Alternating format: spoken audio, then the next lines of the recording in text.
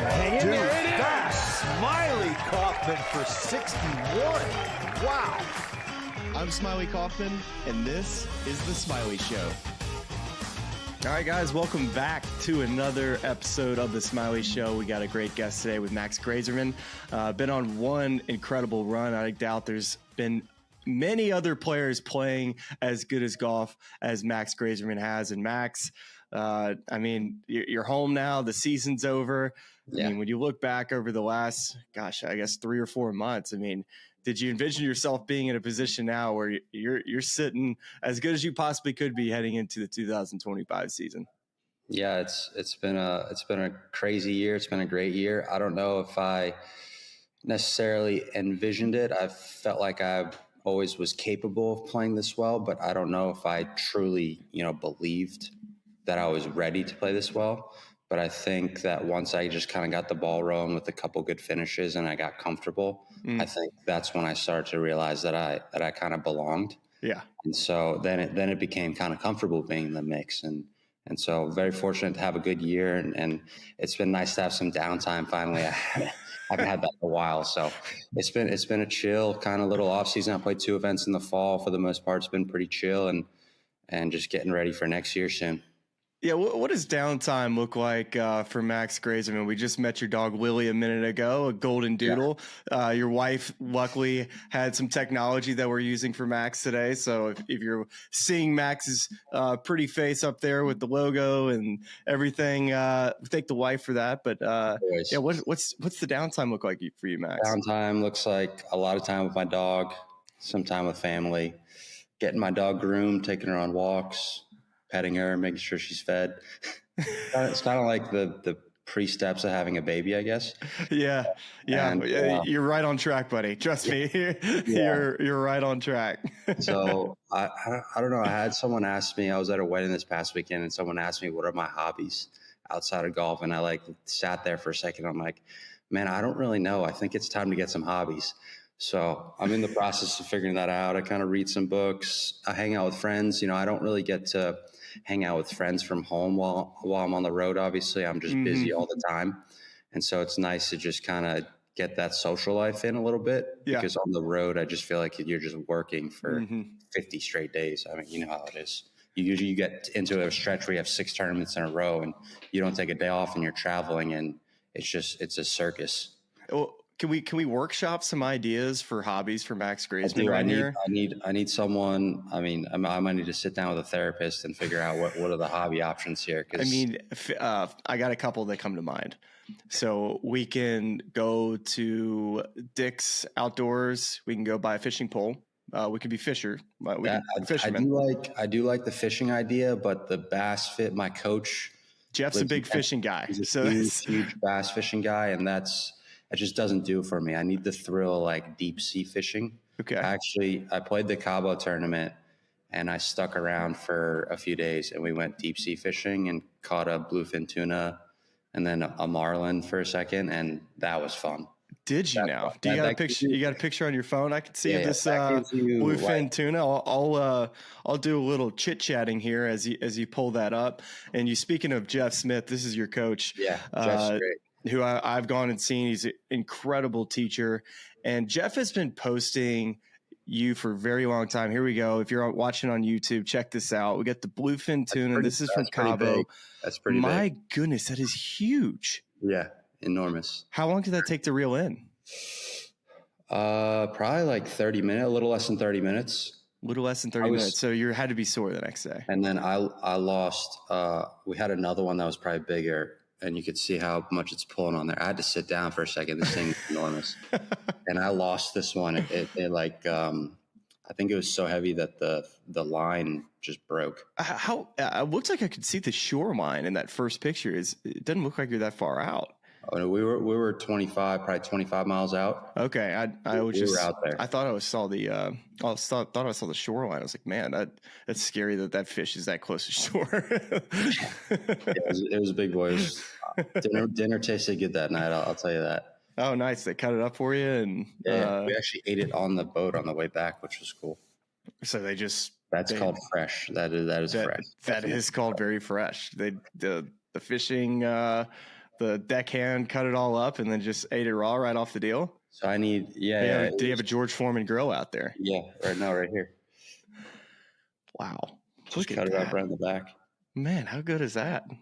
Yeah, that was fun. That would require me getting a boat though and taking care of it and maintenance, and that sounds like a hassle. So I need a friend. Anyone who lives in Jupiter, Florida. Yeah, you're a Jupe. I mean, you're not far off from just hopping on a boat and being out to sea. Yeah, and this is a PSA to anyone who wants to go fishing. I'll happily go with you. Well, where do you play down in Jupiter? This is that. Don't you play down in Medalist? Is that do I have that right? There you go. Who you play with out there? Yeah. Great club, by the way. Great hang. A lot of good scratch golfers. So oftentimes people talk about the pros that are there, but I don't know if I've been to a club that has that many kind of plus a couple to under 4-3 digit handicaps. It's honestly impressive. And then the people that I play with, usually we used to have a really large pro crew. I would play with, Aaron Wise, Alex Noren, Matt Wallace, Denny McCarthy, Adam Svensson, Peter Uline, Matt Wolf. You got Olin Brown Sr., Olin Brown Jr., obviously Tiger's out there, Ricky, JT. Yep. Xander's now there. I mean, that's quite a stable. We've had a lot of guys have left because new courses have opened up and this and that. So I would say currently the guys I play with the most are actually Pete Uline and Matt Wolf. So I'm kind of Pete's always playing out there. I've played with Pete out there a good bit. They're great. I'm playing with the defector. I'm playing with the live guys. So I got to make sure they don't poach me. I mean, after all your great play, it wouldn't be surprising. Denny actually was the one that told me, I believe that maybe that you had played plenty of games with him. You mentioned that you had played with him out at Medalist. And he's basically said to me, he's like, not surprising to see Max have all the success because he was the one that was kicking our when we were out there playing. We were on the PGA Tour, so I guess it wasn't surprising to see you be so successful. The lowest on the totem pole in terms of the guys out there at the time in the last couple of years, because I was on Korn Ferry and everyone was on PGA, and I was playing these games and I would have a lot of success at Medalist playing these guys. So I was always, and I've fortunately I've won a few members and all that stuff, and I just seem to always play well there. And so I just needed to take that golf and take it out on the tour because I was always able to beat them for the most part, which was fun. And it helped me kind of build my confidence. I was always trying to surround myself, like to the younger players out there, I would tell them always surround yourself with players that are better than you at that time. And so, because you can learn from them and you can, you start beating them and you start to grow your own confidence. So that's always what I've done outside of college, always surround myself with people that are better than me. So yeah, I got this text from Jeff Smith, your coach, and he had basically just said that it's taken me 10 years to convince him just how good he is. Clearly has a rare combination of elite speed, 185 mile an hour ball speed, elite putting, second on the PGA Tour this season. And he just said that will put you on contention a lot of times on tours. So talk about just your journey to get to the PGA Tour, how much Jeff Smith, your coach, has been able to instill confidence and, all the ingredients and tools that you needed to be able to take your overall skill set and talent and then be able to just mentally know like, hey, this is how I do things. I'm good enough. And this is how I'm going to be able to become a PGA Tour star. It's certainly been a long journey, very fruitful journey with a lot of perspective along the way. Jeff's been a big part of that. Coming out of college, I played very well as a junior, AJJ and all that stuff, and went to Duke, and then kind of just struggled while I was at Duke with my game, I would say, especially my first couple of years. It was like as a junior, I was like this, and then immediately I went to college and it was back down.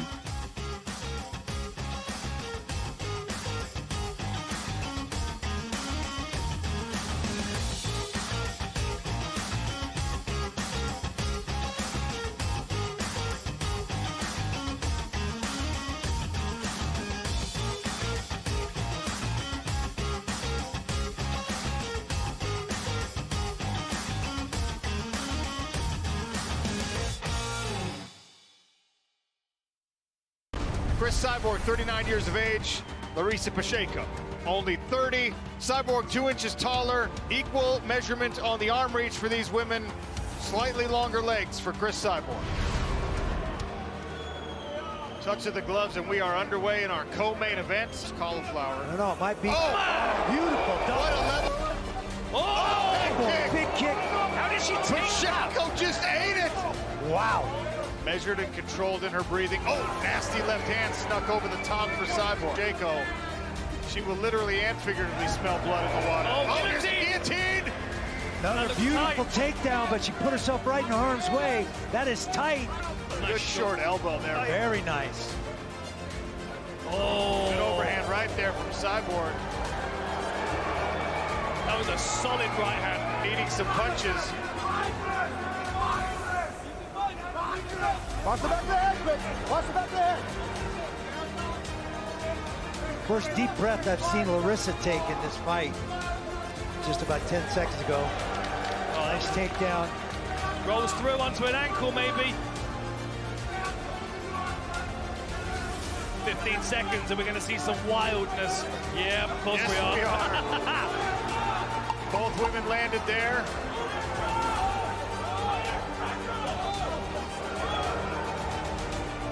They'll swing away to the final bell here.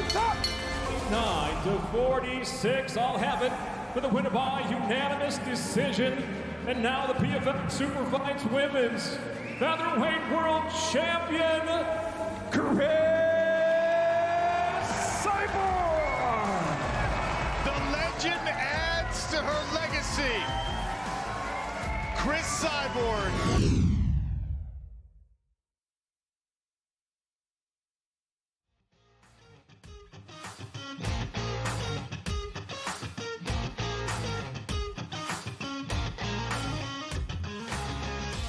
Jonathan Fly, who also is underneath Jeff out at, just the Spring Creek Ranch. He was telling me that you have scoliosis. Yeah, I do. So like, when did that diagnosis happen? Was that in your junior? That was junior year, like 16, 17. My neck was all sort of messed up, and then I went to the doctor and they took an X-ray and they're like, "Wow, your spine is pretty crooked." So I have a picture of it on my phone. Actually, I'll pull it up. So on my even phone. at like earlier, 8, 9, 10, 11, 12 years old, like there was nothing that showed that scoliosis was, something nothing. that you developed. Nothing. This is something that Still just doesn't happened over really- time. Yeah, it doesn't really bother me day to day. I just think it kind of sometimes can screw with my neck or back, just positioning wise. But here we go. Yeah, if you're watching on you, oh my gosh, that is. Listen, I'm no extra. doctor, but if I saw the scan, I'd be like, hey Max, I think you have scoliosis. Yeah, my brother actually has it too. So it's you get surgery if it's a certain basically percentage of curve or grade degree of curve or something. What is And that? I don't know. It's a lot more than zero though. Yeah, it's I was just kind of under that necessary number to have surgery. So basically the doctor said, you don't need surgery. It's not going to be a big deal, which thankfully it wasn't. Oh. And that was junior year. And so going back to the college thing, I don't know if I had a lot going on in college. Golf team, fraternity. I met my wife there. We met. You're in a frat? I was, yeah. What frat were you? Kappa Alpha. Kappa Alpha. Talk to me about the frat at Kappa Alpha. We had a great time. I'm not going to go into extreme detail. Well, you don't have to go into extreme details. Did y'all win any flag football championships? What were we known for at Kappa Alpha? Probably would have won the social award, maybe a few parties here and there. Okay, all right. Say less. We had great people, really smart. Duke is kind of a work hard, party hard school, so there's some really really smart people that I was around, and a lot of them kind of went to New York to work there, and I'm still very good buddies with them. Fortunate to kind of grow that social life instead of just the golf team. Mm-hmm. So a lot of cool people that I met at Duke. And so with the fraternity, with the wife, she was on the tennis team. I would go to tennis matches, oh, cool. School, golf. I think I was just very split mentally across a lot of different avenues. So that's probably why I didn't have success in college as a golfer. But each year I still got better. Like, I got worse my freshman, sophomore year, but then by the time senior year rolled around, I was a lot better. And then I graduated and I wasn't quite ready. I had met Jeff, my coach, I think it was sophomore year. And he was kind of a big turning point for me because, one, I think he's very knowledgeable as a coach in terms of maybe what positions you need to be, how to fix your swing and stuff like that. But he's also always willing to learn new things, and he has experience with pros. So when I graduated college, I talked with my parents, and first time I've ever not lived on the East Coast. I moved to Las Vegas to spend time with Jeff. When he was home, I would work with him. And whenever he was free, I would kind of work with him. So I was able to get a lot of time with someone who's very knowledgeable and grow my skill level and how to practice, and just everything was with Jeff. And so after 2 years in Vegas, so then I moved back east to Florida to Medalist, and felt like, I could surround myself with some really good players once I kind of got my skill level to a spot where it needed to be. Right. And then it was kind of off and running. But like those 2 years in Vegas, it was almost like I graduated college and I kind of locked myself down for a year or two. I played on the Canadian tour, but again, didn't really have a ton of success. But I think I attribute kind of my success now to those 2 years of learning how to become a professional. And Jeff was a big part of that. That's super interesting. And were you, he was coaching out at TPC Summerlin, right? Yeah. He was at a TPC Summerlin. He was at the time, Aaron Wise lived there. Scott Piercy lived there. So those are kind of two mentors, I guess, that I would go to and play with. Okay. And the journey kept going back to Florida. And then I got my Korn Ferry status the second year I was pro, my second time at Q School. Gotcha. And then it was kind of off and running then, but then, COVID happened. So there's a setback there. And then that turned out to be 2 years on the Korn Ferry Tour. And then I had a lingering wrist issue for a couple of years. Then I had surgery. And then I lost another year on Korn Ferry Tour through a medical. And so I'd like to think maybe I would have gotten to the tour a couple of years sooner. If it hadn't been COVID or it hadn't been my wrist surgery or something like that.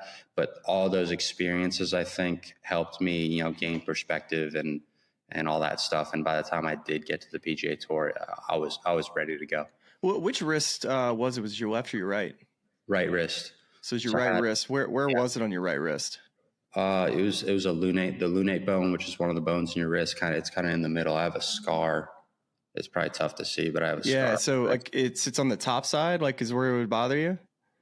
It kind of felt like it was everywhere. It was like when I would hit the ball, I would get this reverberating pain. And I was trying to figure out whether I'd come from a certain shot or something. And I just think it was just years of abuse to my wrist hitting all those golf balls.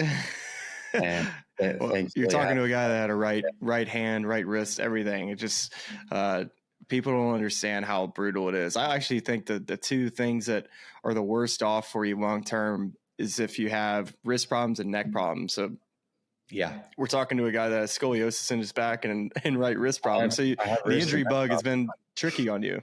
It's been a little tricky, but thankfully I resolved. It seems like I resolved the wrist issue. So, and the scoliosis doesn't bother me too much. And so it's the first time probably ever in the last 2 years that I haven't really had thought or wrist pain, which I don't know, maybe that's why I'm playing well, who knows? But was it an invasive surgery? Did they remove something? Did they add some padding? Like what was the surgery? They shaved off, basically the best way I can explain it, it was kind of a microfracture of the lunate bone, and they shaved off the edge. It was kind of hanging off essentially. Okay. So they shaved off a small piece of that. And then I was, had a couple months of recovery, and, it didn't really it took me about like 8 months to feel really back to normal. Cause I think I tried to come back too soon. I got the itch, Oh, no way. Golfer trying to come back too soon, right? Yeah. Definitely. I think it would have taken shorter had I not tried to come back. So let's just talk about perspective in all this, right? Like you just mentioned that, potentially, you would have made it out to the PGA Tour a little sooner if injuries weren't an issue or COVID doesn't happen. But now the injury happens, you have the surgery.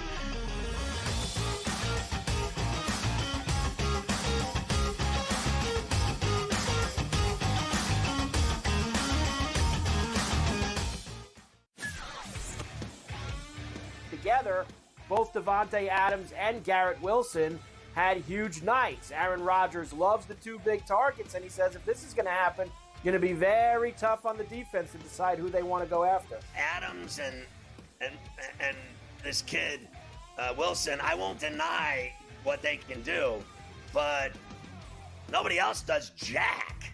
Pharrell Coast to Coast, only on Sports Grid. We live in a society right now where everybody's a snowflake, everybody's a cupcake, and everybody thinks that nothing is fair. Everything is like, it's not fair. We should have a better chance. We need more. You know what? I'm old enough to remember when you needed to have a perfect goddamn record to win a college football championship. That's the way it was. 11-1, too bad. Sports Rage tonight, only on Sports Grid. Grandma Bear, who owns the football team, probably comes in, gives a little, oh, man, you're such a good little boy out there. Congratulations, the way you coach this football team. I'm never going to fire you. Totally, I missed you pinching your own cheek as I was looking down and did not know we were getting. Oh, Donnie, you got such a good show there with that guy named Ben. Like, that's what your grandma would do to you when you go see her on Thanksgiving or Christmas, The Early Line, only on Sports Grid.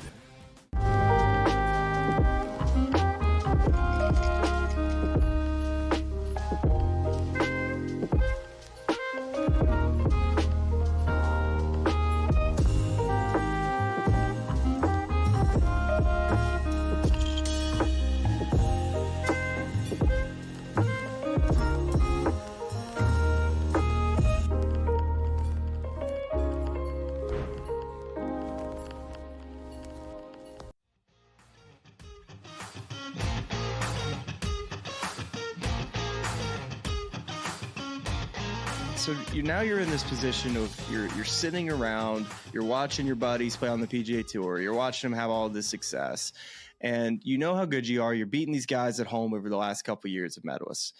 For you, how are you able to not get too far in front of yourself? I know you said you wanted to get back and start working at it, but was there something that would kind of switch in your brain during that time off where you're like, you know what, I am good enough. Like, I'm going to let this thing heal itself. And when I come back, I have, maybe just a little different perspective. I think that that kind of goes to the mental game in terms of comparing yourself to other players. I think it's really important not to do that. Your mind inherently wanders and wants to always compare yourself to someone else, but you're kind of on your own journey in your own time.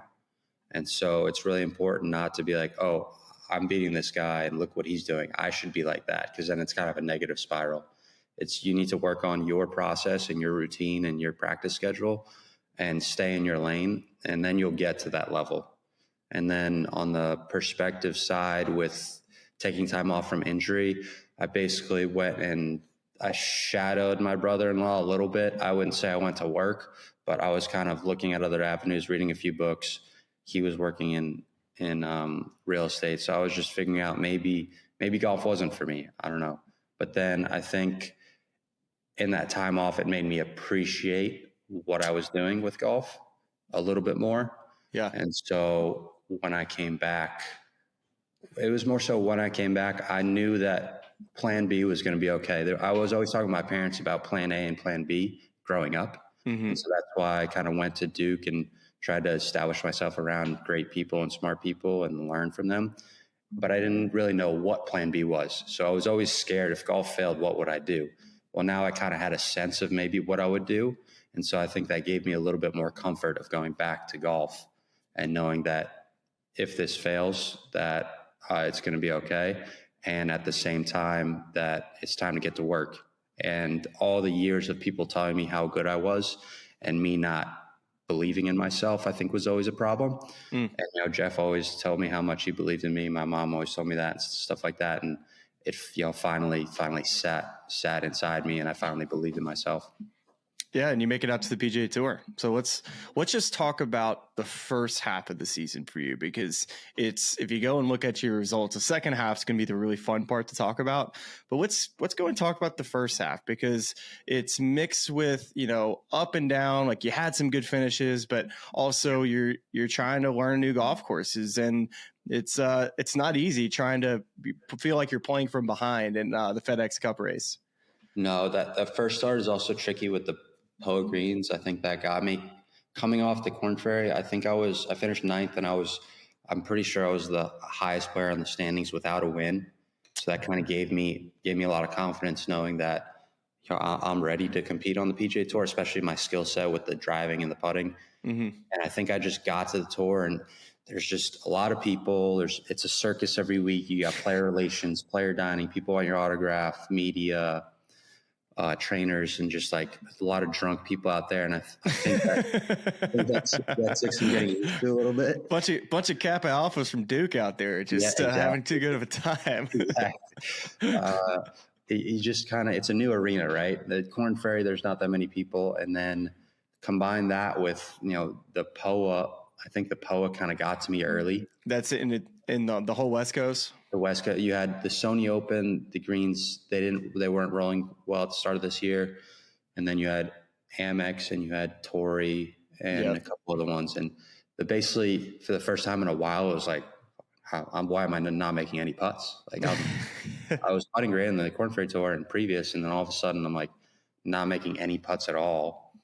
And then you just calm down, understand, it's a long season, start to get used to all the people around. And then, I feel like slowly I got back on my game. I made sure not to freak out. That was key. And then I think it just needed time. I needed time to adjust. I don't think anything was crazy happening with the game. I was just putting. It was a huge outlier. And so got back into it and, slowly started to get some good finishes. Yep. And then all of a sudden, bang, summer hits around and I'm off and running. Was there any event in the first half of the year before the U.S. Open where you felt like you got a taste of what it's like at the top of the leaderboard? Yeah, it was Houston. I think Houston Open. So I'm pretty sure Houston Opens in March. So that's fairly early in the season, especially with the rookies. You're not playing signature events.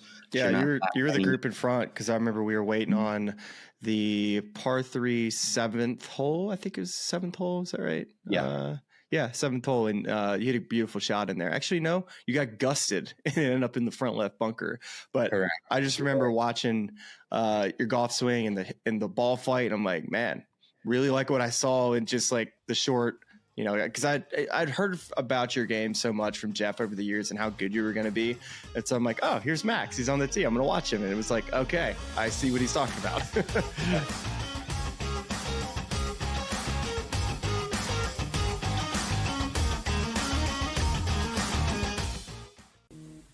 Right here with you on Pro Football Today on Sports Grid. Odds in motion, trying to see what lines have moved throughout the week. Never felt more comfortable in this set than I do for this year. I am ready. I'm just getting angry. The hot takes are going to be here all long, people. What in the world is going on in Miami, Dom? It's not particularly anything to shy away from just because many people are on top of it. Hot take, hot take. I think this line is asking you once again to take New Orleans. Pro Football Today, only on Sports Grid. We live in a society right now where everybody's a snowflake, everybody's a cupcake, and everybody thinks that nothing is fair. Everything is like, it's not fair. We should have a better chance. We need more. You know what? I'm old enough to remember when you needed to have a perfect goddamn record to win a college football championship. That's the way it was. 11-1, too bad. Sports Rage tonight, only on Sports Grid. Grandma Bear, who owns the football team, probably comes in, gives a little, oh, man, you're such a good little boy out there. Congratulations, the way you coach this football team. I'm never going to fire you. Quarterly, I missed you pinching your own cheek as I was looking down and did not know we were getting. Oh, Donnie, you got such a good show there with that guy named Ben. Like, that's what your grandma would do to you when you go see her on Thanksgiving or Christmas, The Early Line, only on Sports Grid. Together, both Davante Adams and Garrett Wilson had huge nights. Aaron Rodgers loves the two big targets, and he says if this is going to happen, going to be very tough on the defense to decide who they want to go after. Adams and this kid, Wilson, I won't deny what they can do, but nobody else does jack. Pharrell Coast to Coast, only on Sports Grid.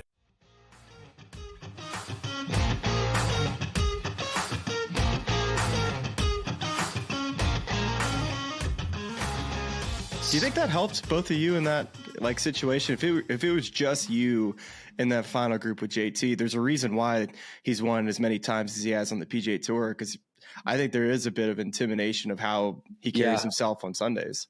I think that's kind of his MO a little bit. I mean, people would talk about Tiger right in the final group or just on Sundays. I'm sure Tiger wasn't really talking to anyone and super serious and stuff like that. I can't say whether I would have played better or worse being more serious or being more talkative. But I kind of liked, playing in the final group with a friend. It was fun. I bet. Well, let's get to the second half of the season. I'm just going to let everybody know kind of how you've played. I mean, since the 3M Open, you finished second. Wyndham, you finished second. FedEx Cup St. Jude, you finished 33rd. We'll get into that. There's more to that. BMW finished 28th. So it's second at Zozo and a fourth at the Worldwide Technology. So I have Charlie's going to pull up a video of what you and Jeff had worked on. This is with Sportsbox AI.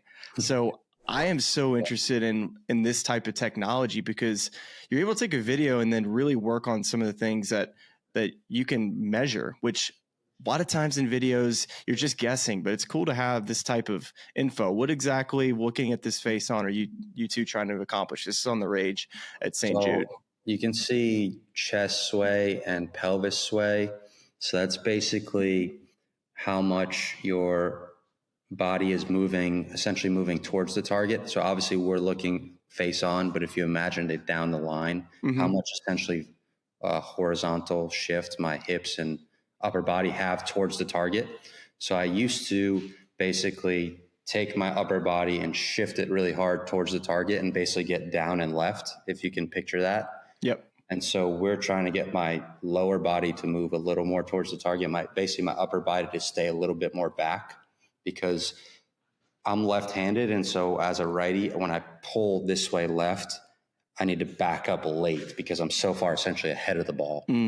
So if I can just stay a little bit more behind it a little longer, I don't have to back up late and then kind of throw my hands at it as much. I can stay more behind it and throw my hands at it and kind of hit that little pull fade.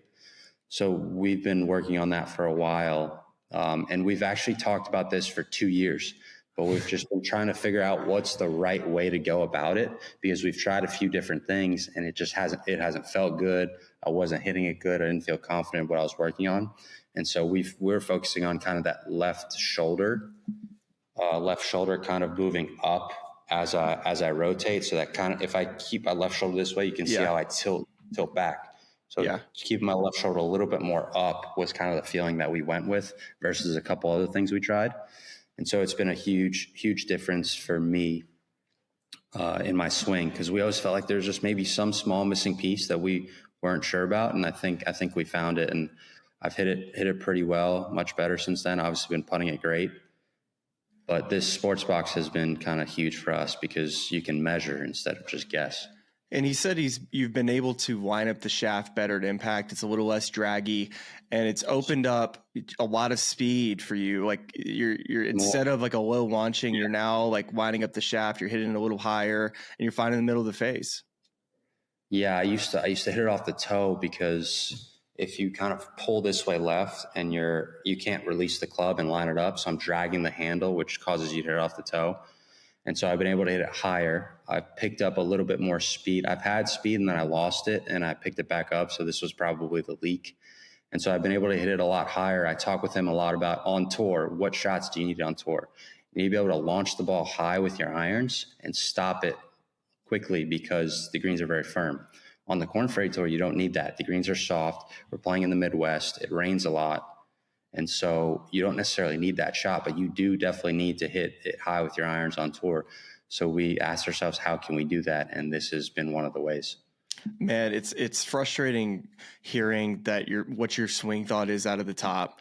If I tried what you just said, oh my gosh, it's a scary thought for me. It's just scary. Yeah. Like trying to like stay back. Like I think most most right-handed golfers, or at least guys that have a lot of speed, if anything, they get too much right side bend early out of the top, and they get too underneath, which is it's really it's a game of opposites for you. It's a good problem to have. A lot of people don't get to have those feelings of being able to stay, kind of underneath it a bit. And you can see the way that I use the ground and like the power, and that's something that I've worked on with Jeff since day one. We always were thinking about from the ground up. And we were thinking about how can we hit it straight, but how can we hit it far? And that's something he's always talked about since the first lesson that I had with him. And it's been 10 years almost. I've been working with him since 2015, probably. Yeah. 2015. So we're talking it's been 10 years in the making. So it's just been cool to see where we've been and where we are now, because we've been the lowest of lows and almost the highs of highs with a win. So hopefully we get a win soon, but it's just been a crazy journey, Yeah, crazy. Absolutely. And Charlie, you're good to take the video down as we kind of go through the 6 events that I mentioned. And that was on the range in Memphis. And before that, I think we have to talk about the 3M and the Wyndham Championship, because the 3M was a weird tournament because it felt like nobody wanted to win the golf tournament. You're way out in front. Yeah. And the memorable shot from you was on 18, and you hit it up onto the green. It was an incredible shot, one that you felt like you had to go try and pull off. You did. You make your birdie. But I just remember the calm, cool, and collectiveness of you for not being on the range and just looking nervous. Instead, you're playing ping pong in the locker room, waiting for the tournament to see if there's going to be a playoff. I'm like, man, that's kind of good vibes there. Yeah, might as well. It was going to be like 45 minutes to an hour before a potential playoff, so might as well have fun while you're waiting around. My caddy was taking a nap on the floor in the locker room. I was playing ping pong. Who were you playing with? I'm trying to remember who you were playing ping pong with. I was playing with Neil Shipley. Oh, that's right. He won the USAM, right? So second USAM. Second USAM. Okay, so people probably know him from that. He's a great guy, great player. He's kind of a math wizard. He went to Ohio State, so I was kind of curious to ask him some questions there. But yeah, we were playing ping pong, and what do you ask a math wizard? Just he was studied like mathematical finance at Ohio State, and that's something that my dad had studied as well. So I was just trying to see if there were any parallels there. Okay, because I didn't know if it was like a specific math problem that you were wondering if he could solve for you, or I didn't know what math guys ask other math guys. Maybe that wasn't maybe I'll ask him now, but that probably wasn't the right time and place right before a playoff to get really deep into the weeds about math. Take your mind off of it. Who cares? Well, Wyndham Championship. I was just taking my mind off of it, and then that was just a crazy final shot, crazy tournament. Johnny Vegas stepped up and hit a great tee ball on 18, but that shot I hit on 18, I feel like if, I don't know, Rory or JT hit that shot, people would be talking about it for months. Yeah, well, it was an incredible shot because I've been over there left and I know exactly the shots that you had. So well done there. And Wyndham it's a very interesting one. We've talked about this a bunch on the podcast the week after it happened, and then other weeks throughout the year, really just discussing your great play this fall, but also like how you handled yourself at the Wyndham Championship, which I commend you for, because when you hole out on the 13th hole at the Wyndham, you got this 4-shot lead, and then you hit it out of bounds, hit the cart path, bad break, and then it leads to a quadruple bogey, 3-putt on the 17th hole, and you end up losing the golf tournament. Now, there's two ways you can look at it, right? Like it's the element of like, okay, hasn't been in that position before, things got too quick, but then I saw your interview after the round.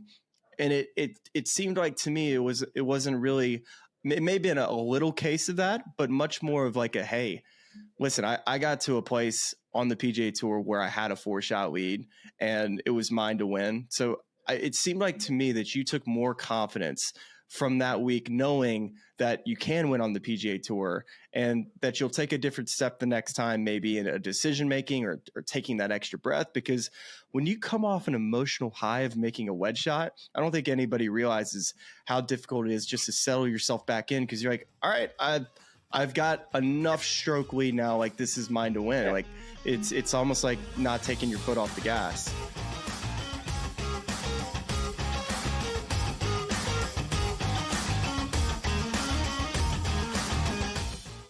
the sharpest football contest show in the land. The Las Vegas Football Contest Show focuses on Circus Sports Million, Circus Survivor, and the Westgate Super Contest, handicapping the games and releasing our contest picks every week of the season. With 2 former Super Contest winners, Brady Cannon and James Salinas, a former NFL player, Mike Pritchard, and over $1 million in contest prize money won combined, the Las Vegas Football Contest Show will have you prepared this season like none other. We live in a society right now where everybody's a snowflake, everybody's a cupcake, and everybody thinks that nothing is fair. Everything is like, it's not fair. We should have a better chance. We need more. You know what? I'm old enough to remember when you needed to have a perfect goddamn record to win a college football championship. That's the way it was. 11-1, too bad. Sports Rage tonight, only on Sports Grid. My grandma Bear, who owns the football team, probably comes in, gives a little, oh, man, you're such a good little boy out there. Congratulations, the way you coach this football team. I'm never going to fire you. Quarterly, I missed you pinching your own cheek. As I was that's what your looking down grandma and did does, not right? know we were getting. Oh, Donnie, you got such a good show there with that guy named Ben. Like, that's what your grandma would do to you when you go see her on Thanksgiving or Christmas, The Early Line, only on Sports Grid. Together, both Davante Adams and Garrett Wilson had huge nights. Aaron Rodgers loves the 2 big targets, and he says if this is going to happen, going to be very tough on the defense to decide who they want to go after. Adams and this kid Wilson, I won't deny what they can do, but nobody else does jack.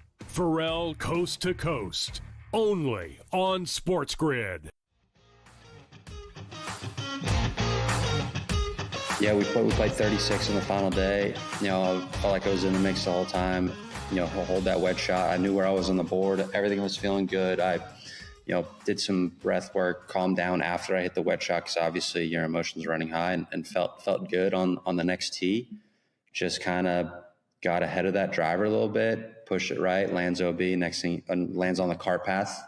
Next thing you know, it's OB. If that ball doesn't land on the cart path, probably easily win the golf tournament. I'm looking at 4 or 5 most likely, and I made a mental error. I made a mistake of not truly laying up. I was trying to lay up, but I didn't 100% make sure that the ball would stay short of the cross bunker there on 15 when I was laying up. End up making it 8, and then I birdie the next hole, and then I'm right back in the tournament, right? And then I had that crazy 4 putt, and then when I look back at the tournament, like you said, I played good enough golf to win, and I think my dad always taught me not to be too emotional. In chaotic situations and not let your kind of negative biases in your brain affect you. And I was looking at the positives after that tournament and knew that I was doing great things, and I need to just remain level-headed and continue to stick to my process week to week in my practice, and I'll get right back in that situation. And so even though I didn't sleep that night, and I'm sure it was chaotic in my head, I think that, the way that I responded to that tournament is the reason that I've finished second and almost won the Zozo. I finished 4th and almost won Cabo. I was looking at the positives and making sure that I didn't dwell on the negatives, essentially. Man, it's not, I imagine that night you're just trying to second guess every decision, and you wouldn't, right? Like you're right there. And sleep. That's probably why I was coming off a lot of weeks in a row. Then I go straight from Wyndham to Memphis. That's probably why I didn't play well, because Monday I was a total zombie. You shoot 75, and that's where we just looked at this video. If you're watching on YouTube of what you're working on the range, and that was a face on, I believe, the Sunday before your final round where you go out and shoot 63, and just walk us through where you were at on the FedEx Cup and like what you were playing for that week. When I won, I definitely didn't win the Wyndham. When I finished second at the Wyndham, I moved up to, I think, 48 FedEx Cup going into Memphis. And so top 50 obviously gets you to BMW, and top so you're playing for a lot. You're playing for a lot. I don't know what, if you could choose to win or finish top 50, that would be a good question of what you would choose. So I'm 48th. I know what I'm playing for before the start of the week. You got to be top 50 because that brings everything. Signature events, opportunity to be top 30 for the Tour Championship. And so I start the week, and like I said, I think I was out of gas, especially coming off the Wyndham. So I shoot 75 in the first round. I'm like almost DFL. I might have even been DFL. And where's your mind at? You're like, God, My did I mind is literally? like, oh, well, it was a great season. Played some great golf. I got a month to the fall. It's time to get ready for the fall. We got to play all 8 events. We got to try and get in that 51 to 60. That's literally what I'm thinking of after that first round. I'm like, because I tend to you dropped from 48 to what after the first round? Probably like 54. Something like that. And it's more so like, where's everyone else? And so I'm probably too much of a realist. It's probably not a good thing. And then so I'm thinking of, my dad's a math guy, so I'm thinking of all probabilities. So I'm like, oh, the probability of me making top 50 for being almost DFL in Memphis is not very good after the first round. So then I start to think of the fall and got to play all 8 events and committing. I'm on my links portal, committing to all the fall events.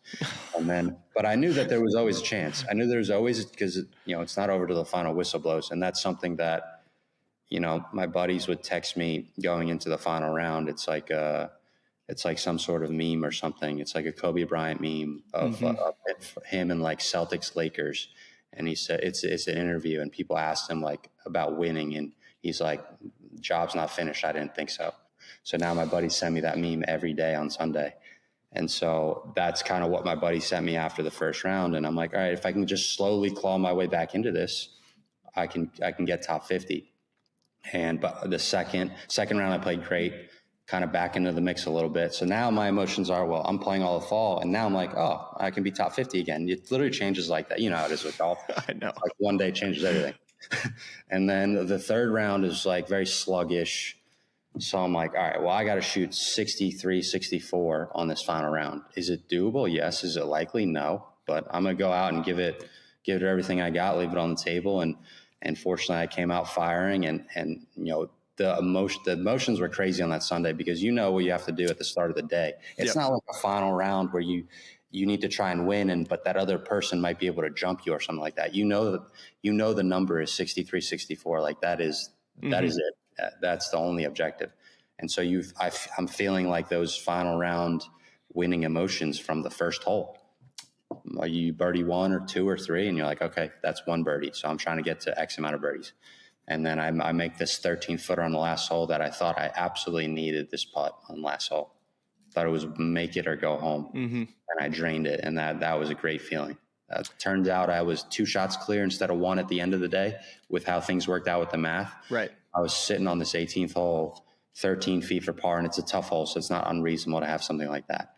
And I drained that putt dead center with some extra speed, because I'm like, this thing's going in. And fortunately, I made it. And then I sat around the table, and I've never. It was an uncomfortable feeling, because you're not rooting for anyone else to play bad, but that's kind of the type of situation. Someone has to make a mistake for you to go to the next event. And so I sat there watching the TV, and just watching people absolutely crumble on this 18th hole. Just I think Tom Kim, I think bogeyed the last few holes. I think Cameron Davis, just a couple guys that kind of fell apart. And then ultimately I made it by 2 shots. And that was just such a relieving feeling coming off the Wyndham. I mean, it was crazy. Yeah. Is there anything that you took from the Wyndham Championship that you were able to put into practice on that Sunday? Definitely kind of that, job's not finished mentality until the last whistle blows. That's something that I'm going to continue to carry with me until literally the last ball is in the hole. There's no reason to think about anything other than the shot at hand. And I now carry the ball that I made, that shot at 15 at Wyndham, that when I hold out from the fairway with wedge, when I got the 4-shot lead, I have that ball, and I keep it in my quad, my Foresight quad bag. So it's with me basically 24/7 at all times. And so I just keep that as a reminder to just stay present at all times. Wow, the that's job's really not cool. finished. Yeah, so I keep that ball with me in my bag. Man, that's awesome. It's a new era in CFB to start off this year, put on full display. My take on this game is simple. I know some people will be upset about it. Good riddance to the Pac-12. Can you do it in terms of the week to week to week? I don't see a pathway for this team to miss the college football playoffs. We want to make sure you have those best bets in the entirety of our betting cards. That was Lincoln! But he had that program was already going there. Only on Sports Grid.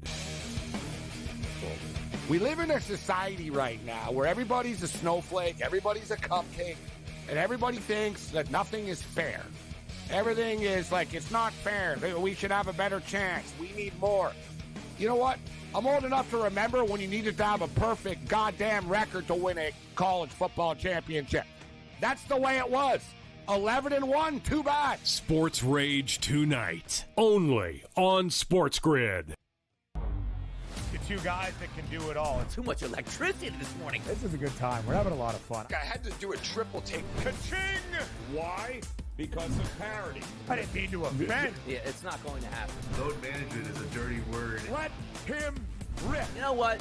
Circumstances provide the results. What? How do you do this once? Oh, Donnie, you got such a good show there. A network that is booming. The Early Line. Only on Sports Grid. When you look at Marcus Johnson, when you look at Nikola Jokic, these aren't guys that are big, super athletic, dunking and jumping over people. These are just guys that are clean, skilled footwork, and do things below the rim that make the everyday guy look like and be like, I can do that. But you can't, and neither can I. Betting above the rim. Only on Sports Grid.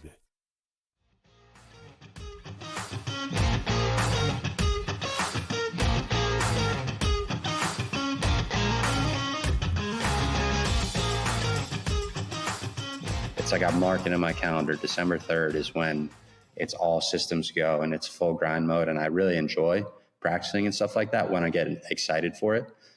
And so then, Maui's going to be the first week of January. I'm in all the signature events. Yep. I'm in. What's December 3rd? Forgive me. December 3rd, it's just a day I marked in my calendar. Okay, like, okay. I didn't know if you were playing Hero or if this was. No, but if Tiger wants to give me a sponsor exemption, I will come play. Okay, all right. Noted Tiger, avid listener of the Smiley Show. We're members of the same club. If you're listening, it is first week of January is kind of that first tournament. I do have the medalist member on December 6th, 7th. You said you've won that. So we had the midi tour wins and we have the member we've won. I did medalist. We've got a few of those actually, which is great. Great. Love it. Yeah. It's a fun event, fun hang. And so I guess that's my first tournament back. And then I just really looking forward to next year because there's so much opportunity. Obviously 37 in the world, according to the people that have ran some numbers, it's looking like the Masters is a guarantee. So that's something that's crazy. I went to Cabo, like knowing that was the goal. I basically had a call with my dad ran some numbers. My stats guy ran some numbers. And before Cabo, I wasn't sure if I was going to play. And they said, oh, if you don't play, you're like 96%-ish to get into the Masters by December 31st, top 50. And if you go play and miss the cut, you're like 91-ish%. So now but if I do play and I play well, I'm 100%. So I've got upside there. So I went and played. I kind of look at everything that way through like a math way. So then I went and played and finished fourth, and now it's looking like a lock. So it's crazy to think, where I was 2 years ago when I had wrist surgery, and I basically was thinking maybe golf wasn't for me. And then I'm going to the Masters probably in April. So it's just crazy how life works, and everything's going so fast, which is amazing. And I just feel like I have this innate ability to just kind of stay in my lane a little bit. Mm-hmm. So all the extra stuff around me I don't think about it. It doesn't really bother me. I don't get extra excited or not excited. I'm just doing the same thing that I would normally be doing. Yeah. So just preparing for next year and all the majors and signature events, and just really excited to play against the best players in the world. You know, you're getting that opportunity a lot. And have you had an opportunity to play with Rory any? I played with Rory in the 2017 practice round 9 holes for US Open in 2017. So no, I haven't really played with Rory. I just ended up being like in the same practice round 9 hole group as him. And at that time, that's when I was wearing all Nike. And so like the resemblance between me and Rory was uncanny. And we walked through the 9th, through the grandstand on the 9th hole. Yeah, there it is. If you're watching on YouTube here, the only reason why we bring this up is that Amanda, the wife of Charlie, who's the co-host and producer on the show, was watching you play a couple weeks ago, and she's like, I didn't know Rory was playing. And she was like, wait. And Charlie's like, that's not Rory. That's Max Grazerman. Yeah. And Charlie was like, oh, wow. And then we did a little like lookalike game the other day, and we're like, okay, definitely some resemblance here. I think I used to look way more like him than I do now. But when I was a junior, I was on like the Oakley and Junior Ambassador program. So they would send me free clothes. And so that's when Rory was wearing Oakley. So I would get it all the time then. And then coming out of college, I wore Nike for 2 years. And so that was when I was getting it full bore.